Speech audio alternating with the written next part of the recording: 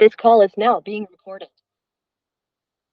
أعوذ بالله من الشيطان الرجيم بسم الله الرحمن الرحيم الحمد لله والصلاة والسلام على أشرف المرسلين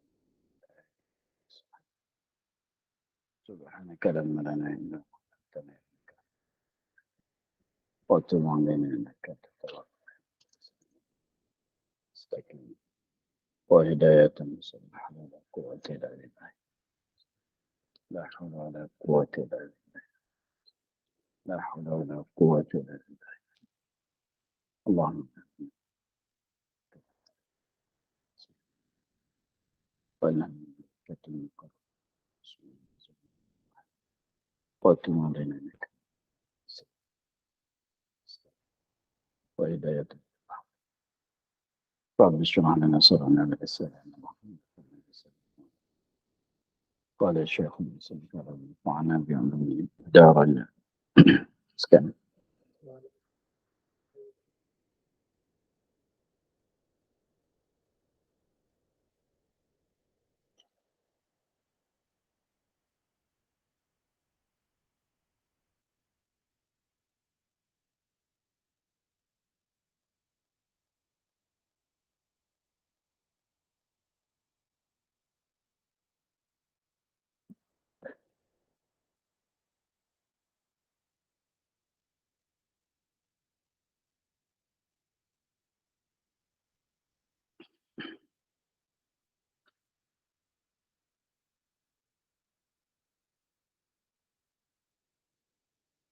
ولقد اصطفيناه في الدنيا وإنه في الآخرة لمن الصالحين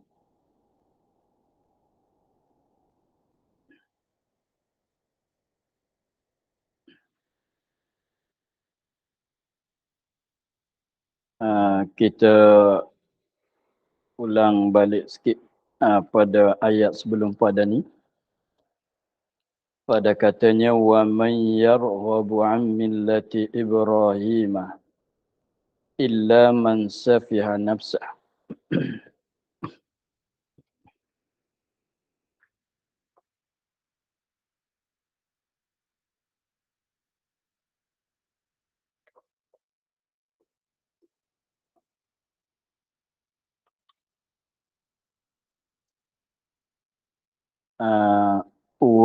Wa man yarghabu an millati Ibrahim illa man safiha nafsah.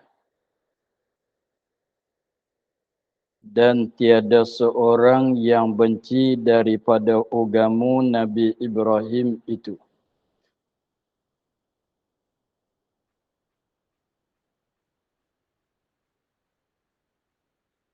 Dan tiada seorang pun yang benci daripada agama Nabi Ibrahim. Melainkan mereka yang jahil ia akan diri mereka. Kejadian bagi Allah atasnya ibadatnya atau meringan dengan dia.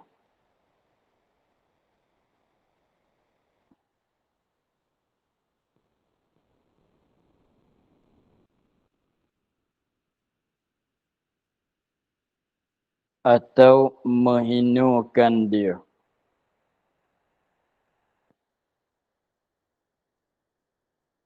Barang siapa benci akan satu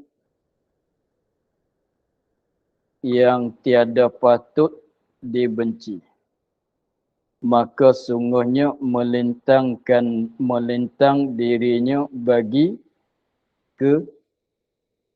kekejian dan kehinaan neraka.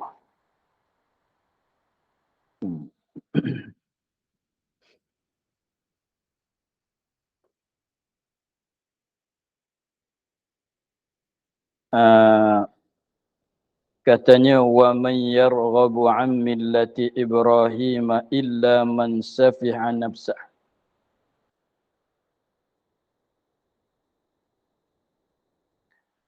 tiada seorang, mana tiada seorang pun. Ini tuju kepada orang Arab yang pada zaman Nabi Muhammad sallallahu alaihi wasallam. Maknanya tuju kepada manusia yang ada pada zaman Nabi Muhammad sallallahu alaihi wasallam. Katanya, dan tiada seorang pun yang benci daripada agama Nabi Ibrahim itu. Nah, tidak ada orang yang benci daripada agama Nabi Ibrahim melainkan mereka yang jahil ia. Mereka orang yang jahil, tak tahu ke diri, tak sedar ke dirinya. Melainkan mereka yang jahil akan dirinya. Dia tak tahu, tak sedar ke diri, katanya kejadian Allah. Bahawa diri dia tu makhluk bagi Allah.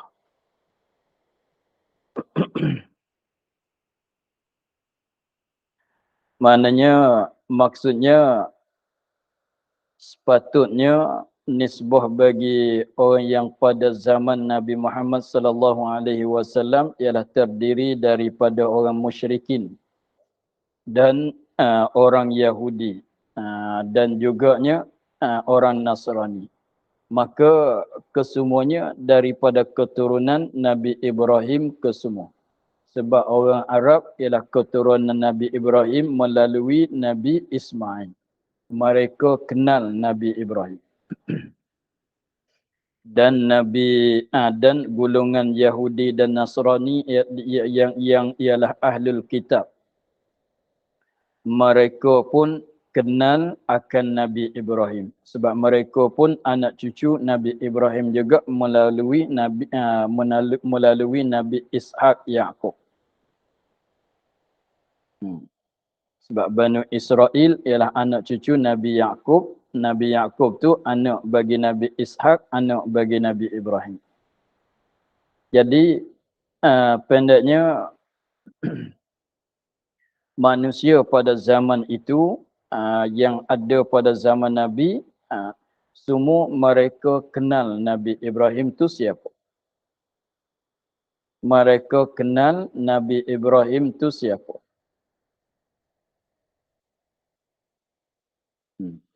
Maka apabila katanya mereka kenal Nabi Ibrahim tu siapa, maka apabila kenal Nabi Ibrahim tu siapa, maka sepatutnya kena mengikutlah agama Nabi Ibrahim. Nah, kena mengikutlah agama Nabi Ibrahim yang dibawa oleh Nabi Muhammad sekarang. Sebab dulu kata apa dia? Ittabi' millata Ibrahim hanifah. Maka di sini katanya tiada seorang yang benci daripada agama Nabi Ibrahim. Tidak ada orang yang benci kepada agama Nabi Ibrahim, melainkan orang yang benci itu ialah orang yang tak tahu ke diri sendiri. Orang yang tak kenal diri sendiri, orang yang jahil dengan diri dia sendiri. Dia tak tahu kata dia tu dijadikan akan dia oleh Allah Ta'ala. Dia tu adalah makhluk Allah, mereka adalah kejadian Allah. Apabila tahu katanya, sekiranya kalau dia tu tahu kata dia ni makhluk bagi Allah, maka sepatutnya wajibnya dia ibadat kepada Allah Subhanahu Wa Ta'ala. Nah, sepatutnya kena ibadat kepada Allah Ta'ala. Jadi maknanya tidak ada orang yang tak kenal, maknanya siapa saja kalau kenal Nabi Ibrahim. Kat siapa saja kalau suka kepada agama Nabi Ibrahim, tentu sama sekali dia kena ibadat. Tentu sama sekali dia mesti kena ibadat kepada Allah Ta'ala. Sebab dia dah tahu katanya dia adalah makhluk bagi Allah Ta'ala. Tujuan Allah Ta'ala menjadikan dia tu tujuan untuk beribadat kepada Allah. Jadi maknanya kalau tak suka kepada Nabi Ibrahim, tak suka kepada orang mana-mana, sekiranya kalau tak tahu, tak suka kepada agama Nabi Ibrahim, itu makna orang itu tak kenal ke diri. Tak tahu kata diri dia tu adalah makhluk bagi Allah Ta'ala. Maka itu dah letak batasannya begitu. Maknanya kalau suka kepada agama Nabi Ibrahim, tentu sama sekali mesti dia kena ibadat kepada Allah Ta'ala, kena taat kepada Allah Ta'ala. Dan sekarangnya Allah Ta'ala perintah kepada semua manusia mengikut akan agama Nabi Muhammad sallallahu alaihi wasallam, yang mana agama Nabi Muhammad bab tauhidnya sama dengan agama Nabi Ibrahim. Jalanan tu sama dengan secara luas-luas tu sama. Tapi pada hukum syariat tu tak samalah. Dengan secara luasnya sama. Maka sekiranya kalau suka kepada agama Nabi Ibrahim, tentulah dia beribadat kepada Allah, dia akan taat kepada Allah. Itu maknanya, dan tiada seorang yang benci daripada agama Ibrahim, agama Nabi Ibrahim itu melainkan mereka yang jahil. Orang tak suka maknanya orang yang jahil. Jahil ia akan diri. Dia tak kenal diri sendiri, kata dia itu makhluk Allah, kejadian bagi Allah. Wajib atasnya ibadatnya. Wajib atas orang itu ibadat kepada Allah.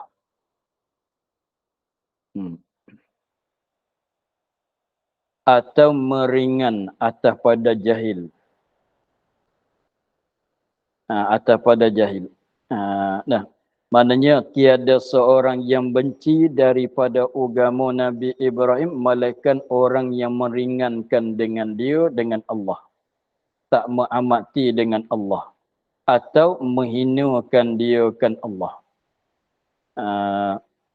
Jadi pada maknanya begitu. Barang siapa benci akan satu, tiada patut dibenci. Maka dengan secara kaedahnya, barang siapa saja benci akan satu, akan suatu perkara. Siapa benci akan suatu perkara yang tiada patut dibenci. Setengah daripada orang musyrikin, orang Yahudi, dia benci pada agama Nabi Ibrahim. Padahalnya agama Nabi Ibrahim itu tak sepatut dibenci. Maka sungguhnya melintangkan dirinya, ni membawakan diri dianya bagi kekejian, membawakan diri dia tu untuk jatuh dalam kekejian dan kehinaan neraka. Sebab agama Nabi Ibrahim ialah agama yang hanif, yang betul, yang sebenar, tak sepatut dibenci. Tetapi kalau siapa bencikan kepada agama Nabi Ibrahim, padahalnya agama Nabi Ibrahim tu tak patut dibenci. Sekiranya kalau bencikan juga tu, pada maknanya dia membawakan diri dia kepada kehinaan dan kekejian, akhirat esok akan jatuh di dalam neraka. Sebab agama Nabi Ibrahim suatu perkara sepatutnya dimuliai, tak sepatut dibencikan. Tetapi orang ni dengan sebab dia tak mengikut agama Nabi, tak mengikut, tak beriman dengan Nabi Muhammad sallallahu alaihi wasallam, pada maknanya tak suka kepada agama Nabi Ibrahim. Tak mengikut, tak beriman akan Nabi Muhammad sallallahu alaihi wasallam, pada maknanya dia tak dia benci kepada agama Nabi Ibrahim. Padahalnya agama Nabi Ibrahim ini tak sepatut dibencikan.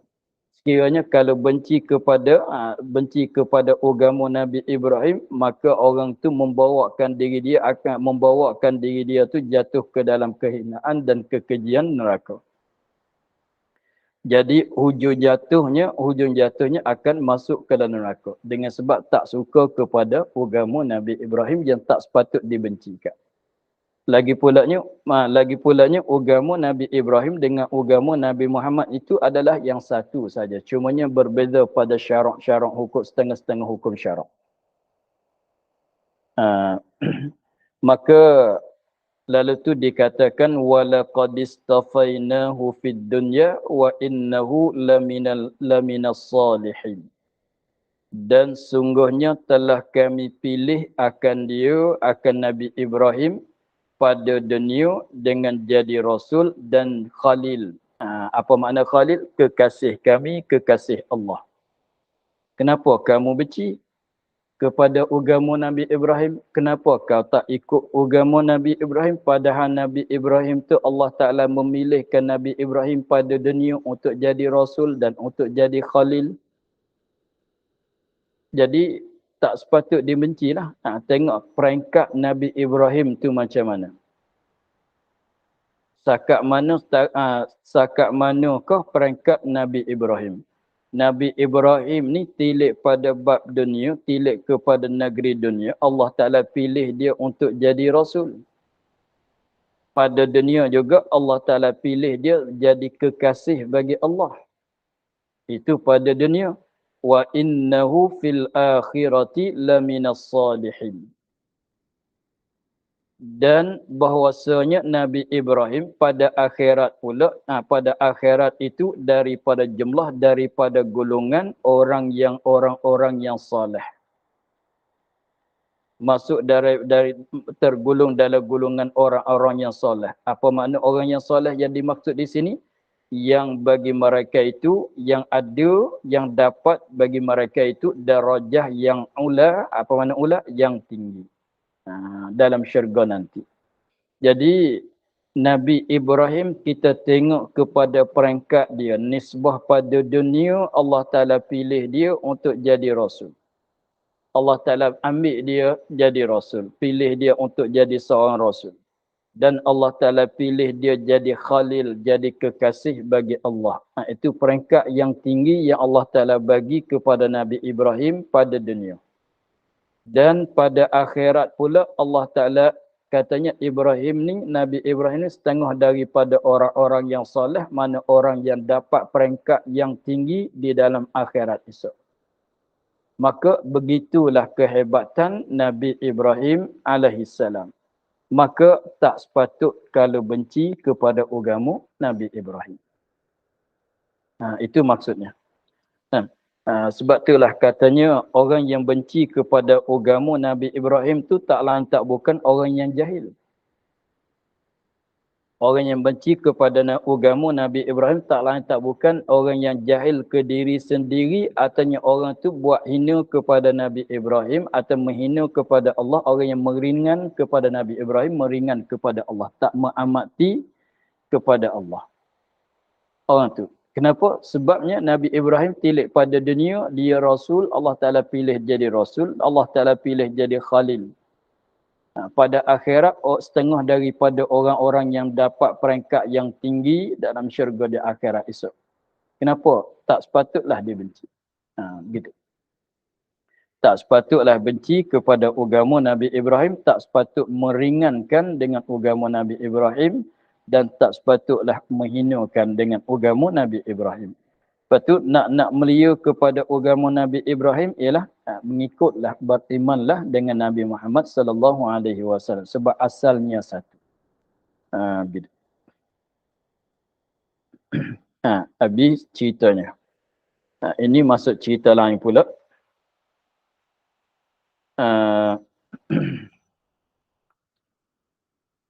إذ قال له ربه أسلم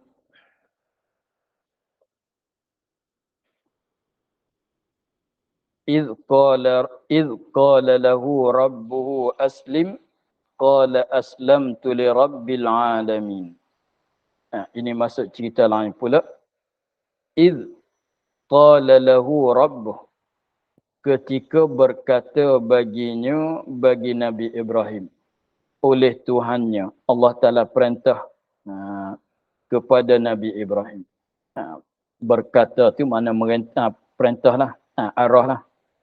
Berkata baginya, bagi Nabi Ibrahim, oleh Tuhannya, Tuhan Nabi Ibrahim. Allah Ta'ala kata macam mana kepada Nabi Ibrahim? Aslim. Apa makna aslim? Berserah olehmu, ya Ibrahim. berserah olehmu ya Ibrahim bagi Tuhan engkau. Berserah tu mana ikut akan perintahan Allah. Berserah-serah kepada Allah mana mengikut akan perintah Allah. Allah kata buat begitu, buat. Allah kata jangan begini, tinggal. Itu maknanya aslim berserah. Bukan serah mana tawakal. Bukan mana begitu. Bukan serah dengan mana tawakal. Bukan serah dengan mana tafwid. Bukan serah mana begitu. Maknanya terima. Berserah di sini mana terima olehmu bagi Tuhan kamu. Mana mengikut apa yang diperintah oleh Allah. Itu dikandaki dengan kata aslim di sini. Bukan mana serah-serah yang kita makna faham daripada makna tawakal. Bukan serah makna tawakal. Bukan serah yang makna apa dia? Tafwid. Bukan juga. Bukan dikandaki serah ini ikut. Ikut akan perintahan Allah. Allah suruh apa, buat. Allah larang apa, tinggal. Itu makna kata berserah. Berserah olehmu ya Ibrahim bagi Tuhan engkau. Jadi Allah Ta'ala perintah kepada Nabi Ibrahim, engkau wahai Ibrahim, engkau mesti kena ikut akan segala perintahan Tuhan kamu. Dan ikhlas bagi agama engkau. Dan ikhlas bagi agama engkau. Apa tu? Arti dan ikhlas bagi agama engkau. Dikandaki agama tu ibadat.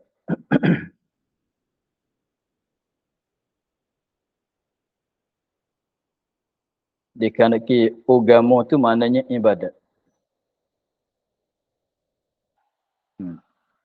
Dan ikhlas baginya, bagi Allah, agama engkau, yakni ibadat engkau kepada Allah. Yakni ibadat, maknanya arti makna kata ikhlas bagi agama engkau. Baginya agama engkau. Maknanya arti berbuat ibadat bagi Allah semata-mata. Ni semata-mata kerana Allah, bukan kerana lain. Semata-mata kerana Allah, jangan kerana lain daripada Allah. Itu makna kata aslim. Jadi arti makna aslim di sini satunya mengikut perintah Allah serta ikhlas apabila kita menunaikan perintah Allah. Itu dua makna. Dua makna daripada kata aslim. Satunya berserah. Yang keduanya ikhlas. Jadi di dalam satu perkataan kata aslim tu mengandungi dua perkara. Satunya mengikutkan perintah Allah. Yang keduanya ikhlas kerana Allah. Ikhlas kerana Allah apabila engkau menunaikan akan perintahan Allah. Jadi ikut serta ikhlas. Allah Ta'ala suruh buat apa? Buat. Lepas tu buat tu bukan kerana lain, kerana Allah Subhanahu Wa Ta'ala. Itu makna aslim. Allah Ta'ala suruh dia, Allah Ta'ala perintahkan Nabi Ibrahim tu aslim, hendak berserah, hendak berikhlas oleh kamu wahai Ibrahim. Maka apa jawapan Nabi Ibrahim terhadap arahan itu? Qala, kata ia Ibrahim. Ibrahim pun jawab. Aslamtu li rabbil alamin. Ibrahim pun jawab, katanya aslamtu. Berserah, aku telah aku berserah bagi Tuhan Rabbil alamin, nyawaku.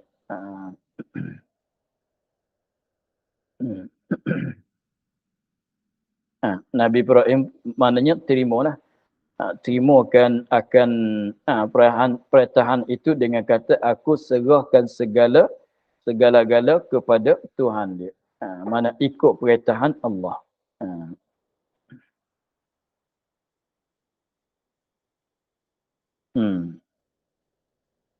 Itu satu cerita, masuk pula cerita lain pula. Wa wassa biha Ibrahimu banihi wa Ya'qubu. Ya bunayya.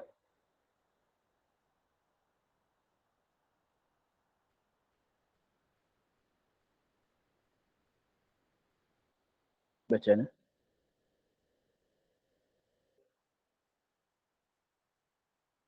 Cuba tengok kok. Misal.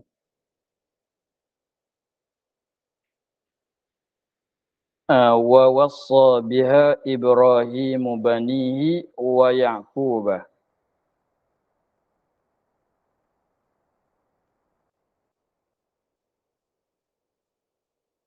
Apa tu?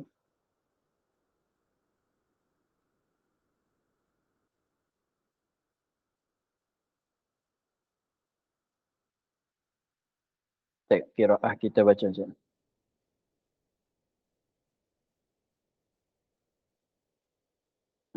Wa wassa biha Ibrahim banihi wa Ya'qub. Dan telah wasiat dengannya ya baniyah.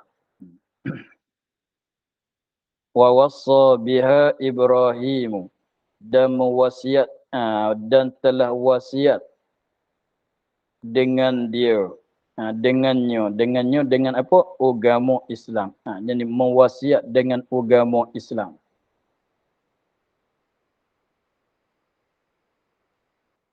Dan telah wasiat dengannya apa dengannya? Agama Islam itu ni. Jadi maknanya telah mewasiat dengan agama Islam dengan mengikut dengan tetap di dalam agama Islam. Wasiat oleh Nabi Ibrahim akan anak-anaknya. Dan Nabi Ya'qub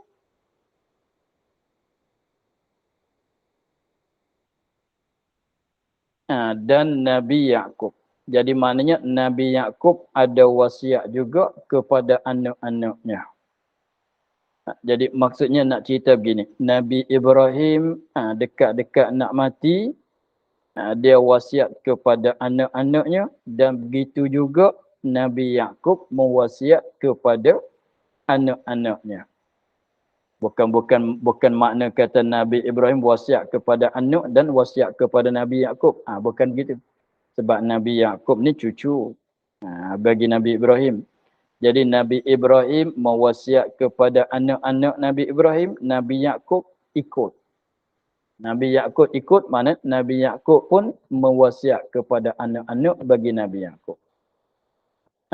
Tengok, dia katanya yakni Nabi Ibrahim dan Nabi Ya'qub wasiat anak-anaknya dengan agama Islam. Hingga sampai mati anak-anak Nabi Ibrahim 8 orang. Dan anak-anak Nabi Ya'qub 12 orang. Maknanya yakni Nabi Ibrahim dan Nabi Ya'qub. Nabi Ibrahim dan maknanya wasiat kepada anak-anak dengan agama Islam, dengan mengikut akan agama Islam, dengan tetap di atas agama Islam sampai ke mati. Maknanya perbuatan wasiat ni dibuatkan oleh Nabi Ibrahim dan Nabi Ya'qub. Jadi maknanya Nabi Ibrahim ada wasiat ketika dia hampir-hampir dia nak mati, Nabi Ibrahim ada wasiat kepada anak dia. Nabi Ya'qub pun begitu juga. Dekat-dekat dia nak mati, dia ada wasiat kepada anak-anaknya. Begitu.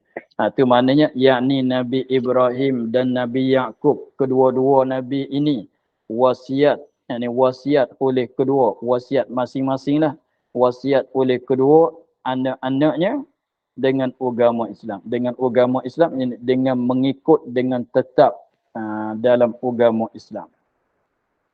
Masing-masing itu Nabi Ibrahim wasiat kepada anak dia, Nabi Ya'qub pun wasiat kepada anaknya. Mengikut agama Islam tu hingga sampai mati. Kita buat wakaf di situ. Sekali lagi saya baca. yakni Nabi Ibrahim dan Nabi Ya'qub wasiat anak-anaknya dengan agama Islam hingga sampai mati. Habiskan tu. Masing-masing wasiatlah. Jadi orang yang pertama buat siapa dia? Nabi Ibrahim. wasiat kepada anaknya. Dan Nabi Yaqub ikut. Apabila dekat-dekat nak mati, Nabi Yaqub pun buat sama dengan yang dibuat oleh Nabi Ibrahim, wasiat kepada anaknya dengan tetap di atas agama Islam. Habis di situ. Kemudian nak cerita anak Nabi Ibrahim ada berapa orang, anak Nabi Yaqub ada berapa orang. Anak-anak Nabi Ibrahim, jadi bilangan anak-anak Nabi Ibrahim tu 8 orang. Anak-anak Nabi Ibrahim semuanya 8 orang. Ada 8 orang daripada 3 isteri. 8 orang anak daripada 3 isteri. Nabi Ibrahim tu ada 8 orang anak daripada 3 isteri. Daripada 3 isteri. Satunya Nabi Ismail. Nabi Ismail ini anak sulung. Anak sulung bagi Nabi Ibrahim tu ialah Nabi Ismail. Nabi Ismail anak sulung bagi Nabi Ibrahim daripada isterinya Hajar. Jadi mak bagi Nabi Ismail tu namanya Hajar.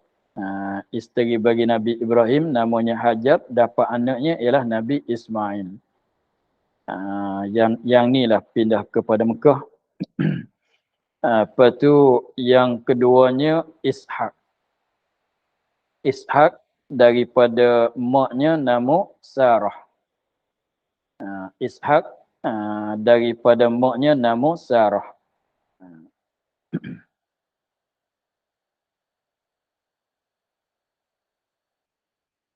Jadi daripada isteri Nabi Ibrahim nama Sarah. Lepas tu 6 orang lagi. Ini tak termasyhur. 6 orang lagi tu daripada Qanturah. Nama isteri dia nama Qanturah. Bukan. Qanturah. Qanturah. Nama isteri dia Qanturah. Qanturah. 6 orang lagi. Tak sebut dah, tak maklum nama dia. Jadi selepas pada mati, selepas pada meninggal oleh Sarah, mak bagi Nabi Ishak. Selepas pada meninggal, wafat oleh Sarah, mak bagi Nabi Ishak, Nabi Ibrahim berkahwin dengan Qanturah. Berkahwin dengan Qanturah, maka dapat anak bersama Qanturah tu 6 orang lagi pula. Jadi maknanya 8 orang daripada 3 isteri. Jadi Hajar seorang anak, Sarah seorang anak, Qanturah 6 orang anak.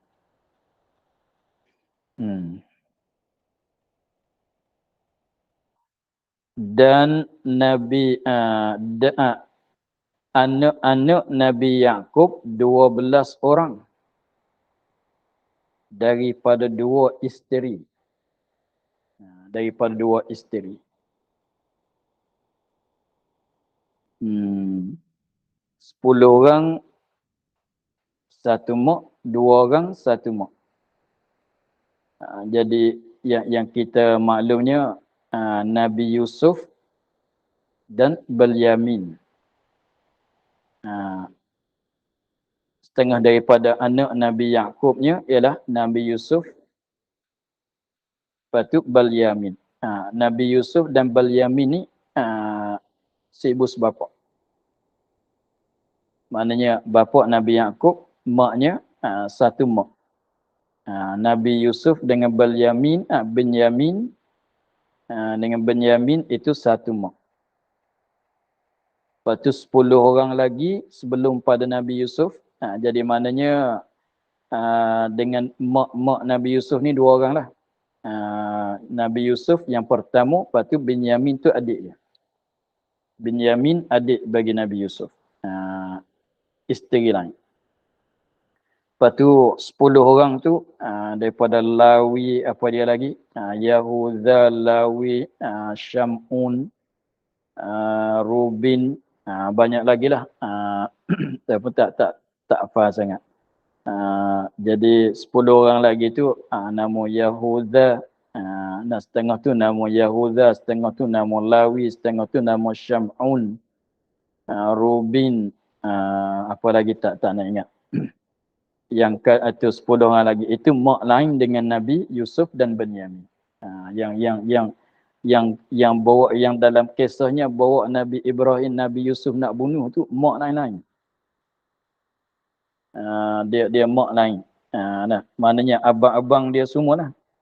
Sebab yang ke-11 tu Nabi Yusuf, yang ke-12 anak Nabi Yaqub tu, yang ke-11 mak lain. Mana 1 sampai 10 mak lain.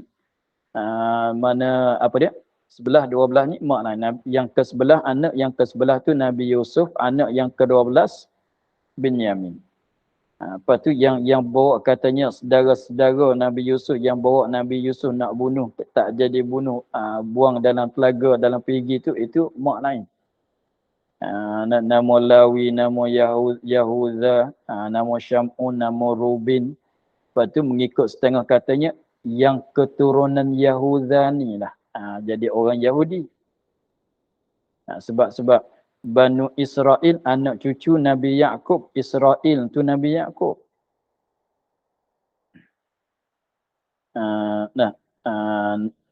Begitu. Begitulah.